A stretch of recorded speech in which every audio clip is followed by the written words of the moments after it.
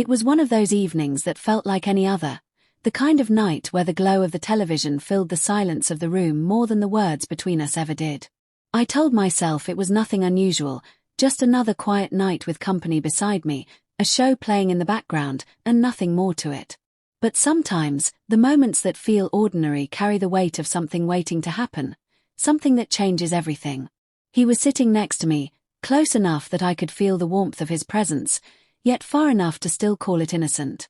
The sound of laughter from the sitcom on screen gave the illusion of comfort, but inside me there was an ache I didn't want to admit. My husband had been away, caught up in his own world, too busy, too tired, too distracted to notice the small emptiness growing inside me. That emptiness found quiet company in the man who now sat beside me, the man who should have been nothing more than a familiar presence, someone harmless, someone ordinary. At first, it was all so simple. We shared casual comments about the characters on the screen, laughed at the same jokes, and leaned back into the couch as though the world outside didn't matter. The air felt lighter for a while, almost carefree, and I allowed myself to enjoy the rare comfort of being noticed, of being heard. But underneath that ease was something unspoken, a layer of tension I refused to acknowledge. Every brush of his sleeve against mine, every accidental touch of his arm sent a spark I pretended not to feel. My heart knew before my mind was willing to admit it. There was a reason my chest tightened when his shoulder brushed against mine, a reason I didn't shift away to create distance. Loneliness makes you crave closeness in ways you don't even realize until you're already standing at the edge of something dangerous. I told myself it was harmless, that I was overthinking, that he probably didn't even notice. But deep down, I knew I was lying to myself. The room seemed smaller as the minutes passed, the space between us shrinking without either of us making the first move. The television laughed for us, filling the silence that was slowly stretching thin. I kept my eyes fixed on the screen, afraid that if I looked at him, he would see what I was trying to hide. But even without looking, I could feel the awareness building, the subtle pull of gravity between two people who should not drift closer. It should have been simple. I should have shifted, should have stood, should have placed a wall back where the boundaries belonged. Instead, I remained still, quietly drowning in the comfort of something I shouldn't have wanted. That night, I didn't know that silence would be my greatest betrayal. I didn't know that just sitting there would open the door to everything that came after. The television kept playing, its light flickering across the room, but my attention was no longer on the screen. I was too aware of the quiet, too conscious of the closeness. Every sound felt amplified, the ticking clock on the wall, the hum of the air conditioner, the steady rhythm of my own breathing. And then, in one fleeting moment, it happened. His hand shifted, slipping against mine as though by accident. A simple movement, so small, so insignificant to anyone else, but to me it felt like the air had cracked open. For a second, I froze. My instinct told me to move, to pull away, to pretend it hadn't happened. But I didn't. Instead, I stayed still, caught between guilt and something I didn't want to name. My skin burned where his hand had brushed against me, a warmth that spread deeper than it should have. I knew I should laugh it off, make a joke, create space between us. Yet, I did nothing. The silence between us grew louder. He didn't speak, and neither did I. It was as though both of us were waiting, testing, searching for a sign. I could feel the question in the air. Would I move, or would I stay? I chose to stay. Not because I wanted to betray, not because I wanted to cross the line, but because in that single instant, I craved the comfort of being seen, of being touched. Loneliness does strange things. It makes wrong choices feel like the only relief you've been denied for too long. I told myself it was an accident, that he hadn't meant anything by it. But when his hand didn't pull away immediately, when it lingered just long enough for me to notice, the lie I tried to feed myself fell apart. My heartbeat quickened, my breath grew shallow, and still I didn't move. My body betrayed what my conscience screamed against, and my silence gave permission I should never have granted. Inside me, a war raged. One voice begged me to stop this before it began, to remember the vows I had made, the life I had built. The other whispered that it was only a touch, nothing more, nothing to be guilty over.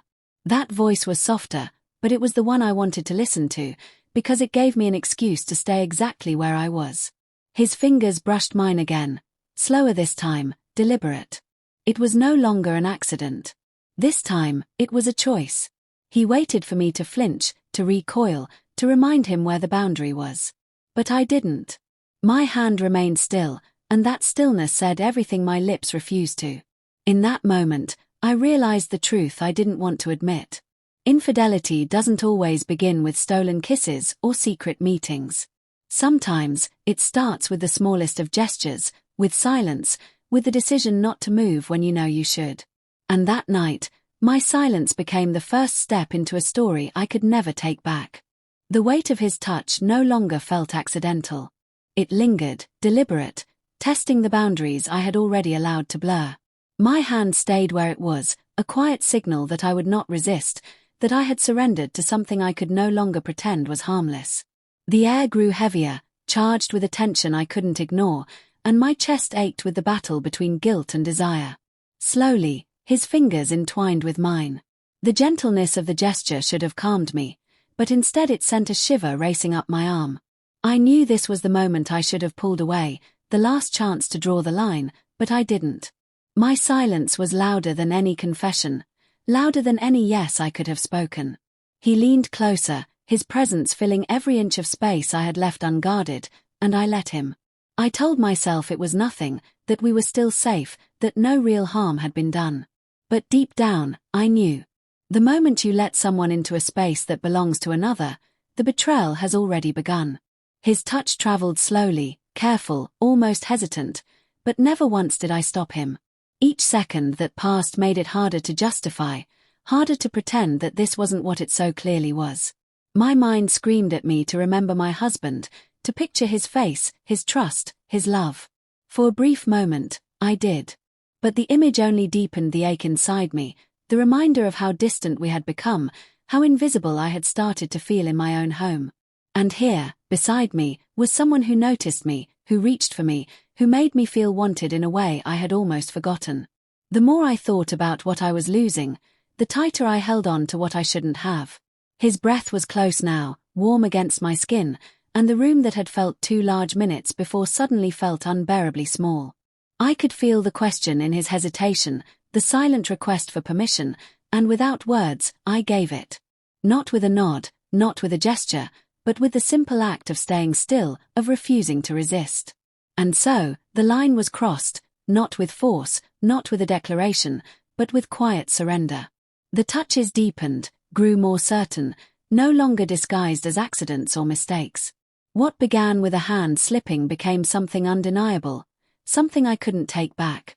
Each moment pulled me further from the person I had promised to be, binding me to a truth I knew would haunt me long after the night was over.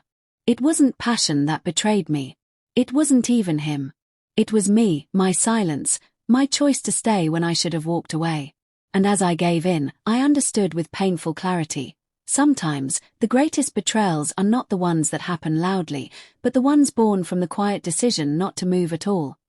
The morning light felt different, harsher somehow, as though it carried with it the weight of the choices I had made.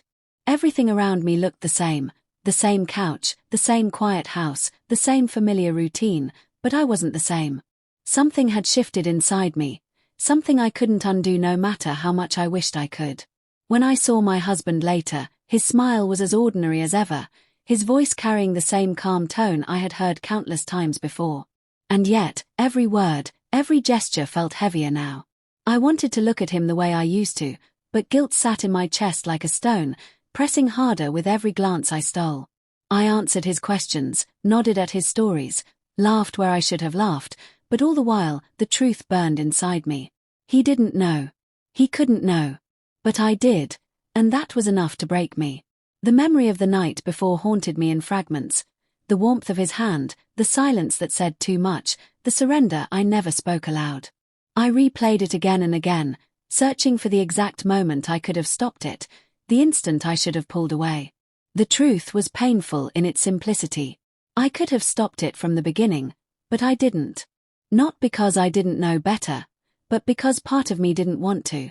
That was the deepest cut of all. I told myself it hadn't gone too far, that it was only a touch, only silence, only a moment. But those excuses crumbled as quickly as I made them. Infidelity doesn't always look like the stories people imagine. Sometimes it doesn't need stolen nights in secret places or whispered declarations. Sometimes it begins and ends in the stillness of a living room, with two people sitting side by side, and one choosing not to move when they should have. That was enough to make me unfaithful. That was enough to break the trust one had sworn to protect. In the days that followed, nothing outwardly changed. My husband never asked, never suspected, and life went on with the same routines, the same small conversations, the same quiet evenings. But inside, I was no longer at peace. I carried the secret like a shadow, one that followed me everywhere I went, reminding me of the line I had crossed. It wasn't him I couldn't face, it was myself. What hurt most wasn't the hand that slipped, but my decision to stay still. That moment defined everything that came after. It taught me that betrayal doesn't always roar, sometimes it whispers, sometimes it hides behind silence, sometimes it wears the face of comfort. And once you allow it in, even for a moment, it never fully leaves you. Sometimes, the greatest mistakes aren't the ones we act on loudly, but the ones we allow quietly. And mine began with a hand slipping beside me, and my choice not to move.